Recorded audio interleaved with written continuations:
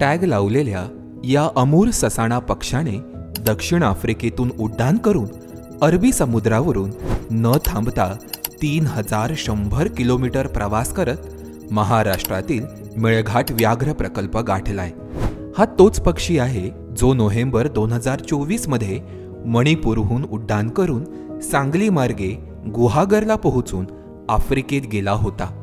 दरवर्षी अमूर ससाणा हे पक्षी उत्तर चीन ते आफ्रिका असे दूरवरचे मायग्रेशन करतात। उत्तर चीनमध्ये प्रजनन करून हे पक्षी हिवाळ्यासाठी आफ्रिकेत जातात। या दरम्यान ते भारतातील नागालँड आणि मणिपूर या राज्यांमध्ये आरामासाठी थांबतात। यावेळी WIIच्या संशोधकांकडून या पक्ष्यांना सॅटेलाइट टॅग लावण्यात येतात। लांब पल्ल्यांचं मायग्रेशन करणाऱ्या पक्ष्यांचे उड्डाण मार्ग आणि त्या मार्गावरील पर्यावरणीय परिणामांचा अभ्यास करण्यासाठी 2016 पासून WIIचे संशोधक केंद्रीय पर्यावरण मंत्रालयाच्या परवानगीने ससाणा पक्ष्यांच्या मायग्रेशनचा अभ्यास करत आहेत। या अभ्यासाअंतर्गत WIIचे वरिष्ठ संशोधक डॉक्टर R सुरेश कुमार यांनी 8 नोव्हेंबर रोजी मणिपूरमध्ये 2 अमूर ससाणा पक्ष्यांवर सॅटेलाइट टॅग बसवून त्यांना सोडलं होतं।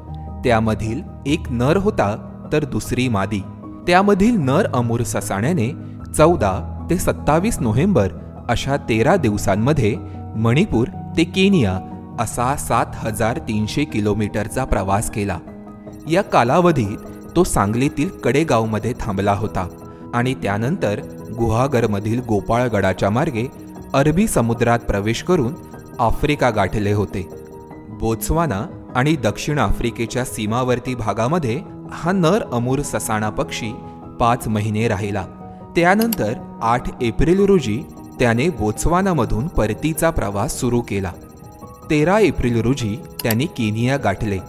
25 एप्रिल रोजी त्याने सोमालियाच्या किनाऱ्यावरून भारताच्या दिशेने उड्डाण सुरू केले। 26 आणि 27 एप्रिल रोजी अरबी समुद्रात तो कुठेही थांबला नाही।